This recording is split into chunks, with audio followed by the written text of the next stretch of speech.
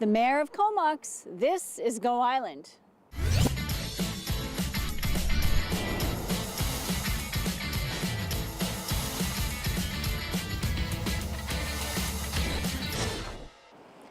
The town of Comox has some wonderful hidden gems, such as this brick pathway that takes you from the main drag all the way down to Marina Park. It's pretty cool. So we are here in the town of Comox today to catch up with the mayor, Mr. Paul Ives. As we've already talked to Mayor Formosa in Powell River, and Mayor Adams in Campbell River, and Mayor Baird in Cumberland, now it's Mayor Ives' turn. And coming up next, Mayor Jangula, if we can track him down. So stay tuned for an in-depth interview with Mayor Ives. But right now we're going to start with this story here in the Comox Valley. I'm Mary Ruth Harris, and today we are in the town of Comox, and we are heading down to the town hall to have a discussion with Mayor Paul Ives. There is so much going on in the next couple of weeks. Put Easter on the calendar, of course, because there is some awesome stuff that the Comox Community Center is going to put on down at Marina Park, and also Philburg is going to have some Easter celebration. So look for that in the coming week. And right now we're going to have a look at this from Campbell River. Go Island is on location today in the town of Comox, checking out all the daffodils that have sprung up everywhere. Absolutely spectacular. Spring is here. Love it. Really glad we're not in the Maritimes. So coming up in today's show, we're going to have a discussion with Mayor Paul Ives, so stay tuned for that. But right now, have a look at this.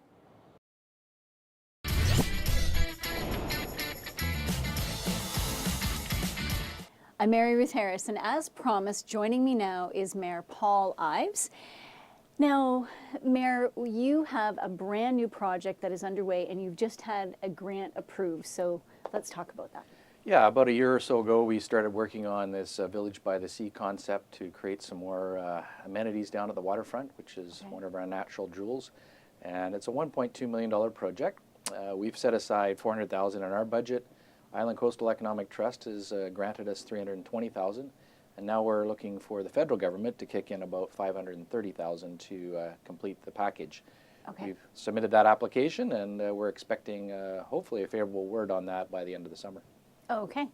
Now, will all of what we're seeing here in this layout, the three-dimensional layout that the architects have done for you, to all of it be completed right away, or is it going to be done in phases? It's a phased approach. In fact, Okay. the first 1.2 million is in this area right around the current washroom and pavilion building. Okay. There's a couple of buildings here that will be tailored for what we call plug-and-play use, so that the festivals and others that use that facility can come in there and literally plug in and then use those facilities. The idea behind those is there's some indoor and outdoor space, some of it's covered, and that will provide a bit of a town square feel to it. There's also some talk about providing some more storage space for the kayakers and others who use the waterfront, and an augmentation of the washroom building, perhaps a new one, to provide more amenities for the marina users as well. Okay. These other phases by the boat ramp and further up on the east side are for subsequent consideration.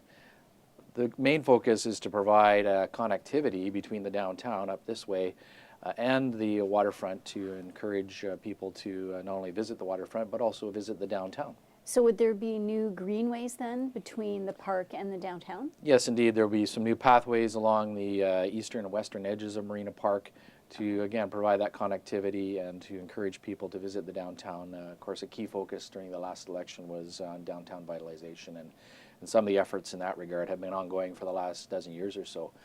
So we're going to carry on with that work and do this over the next number of years to really create a more of a centerpiece for the community. We have a south-facing waterfront, which is a real attribute to the town, and got to take advantage of it. Now, one of the things you mentioned is for the marina activities. Now, it seems that the marina is really becoming active. You've got Compass Adventures, you've got Bill Coulthart's Pacific Marina Adventures. Like, there's all sorts of things popping up based in the water. Is that something that you're actively encouraging, or they're just coming to you and saying, we want to be part of this? It's been building over the last number of years. We have fish sales down at the fisheries dock. We have float plane service to Vancouver. We have, as you mentioned, the sailing programs that have had great success over the last number of years. And like you say, Bill Coulthart and his marine adventure tours, it just seems that people are demanding those services and amenities, and supporting it is our role, I guess, to make sure that there's space for them and that there's facilities down at the waterfront to encourage that use, not just during the festivals, but year-round. Okay. Now, we're going to take a short break, but when we come back, we can talk about the downtown revitalization and what that might look like in your next 3.5 years. Okay. We'll be right back.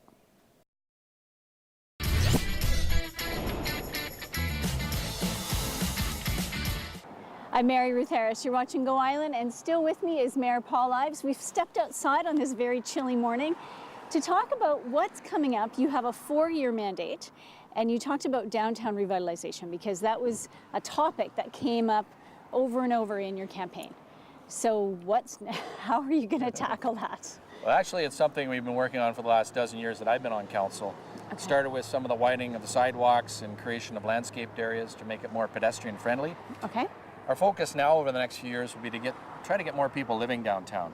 We have the Lorne Hotel site over here, which is up for discussion at council in the next couple of weeks. And that's going to go to a public hearing, and that will involve hopefully an approval of a project that will see 21 units built above a new pub and restaurant.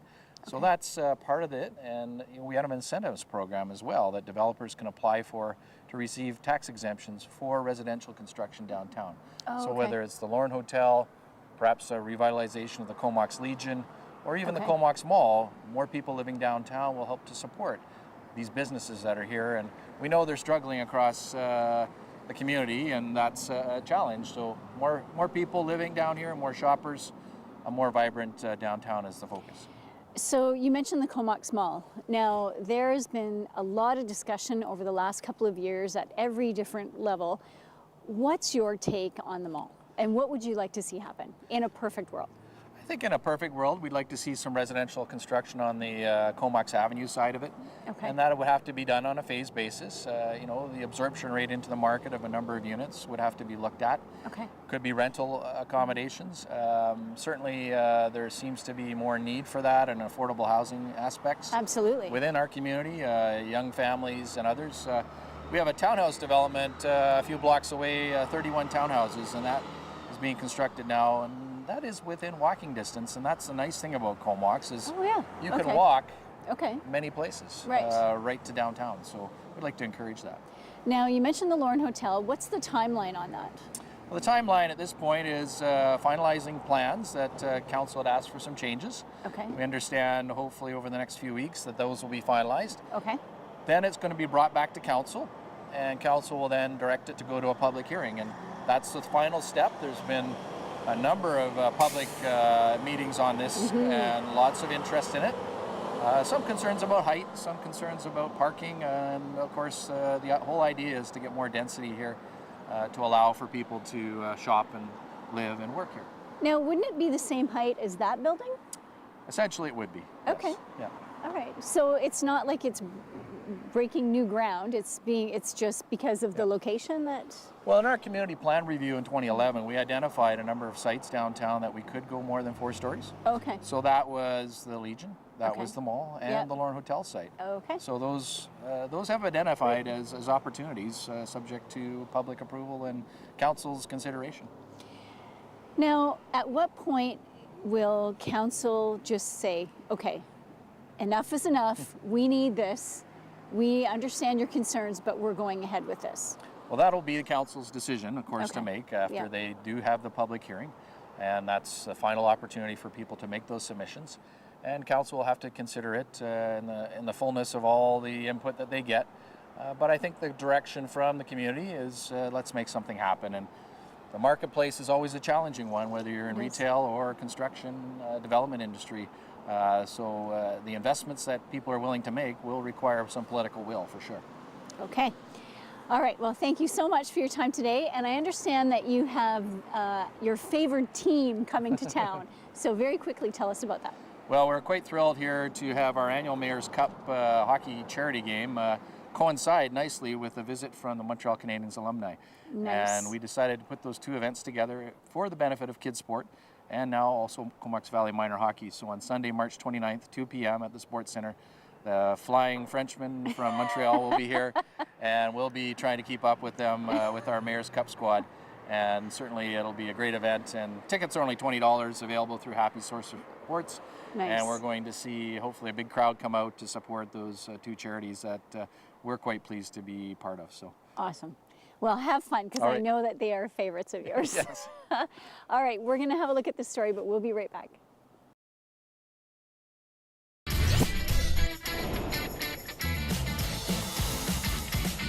I'm Mary Ruth Harris, and you're watching Go Island on Shaw TV's Channel 4. We are in the town of Comox today, standing right at the corner of Port Augusta and Comox Ave. Behind me, the amazingly gorgeous Comox Marina. It is such a beautiful view. And coming up now, this. Thank you so much for watching Go Island today, and thank you to Mayor Paul Ives for joining us here in the town of Comox and bringing us up to speed on what the next 4 years might look like. So congratulations on the Iced Tea grant, and wish you all the best for landing the federal piece of that so that Marina Park can become revitalized. It's a super plan. And good luck with those Montreal Canadiens. I hope you actually get to play with them and not just against them. That's going to be a lot of fun. So get your tickets for that game on Sunday, March 29th. You can get your tickets at Happy Sports, so don't miss out on that fabulous opportunity to watch those Montreal Canadian alumni. Thanks so much for watching. Have a fabulous weekend, and we'll see you Monday.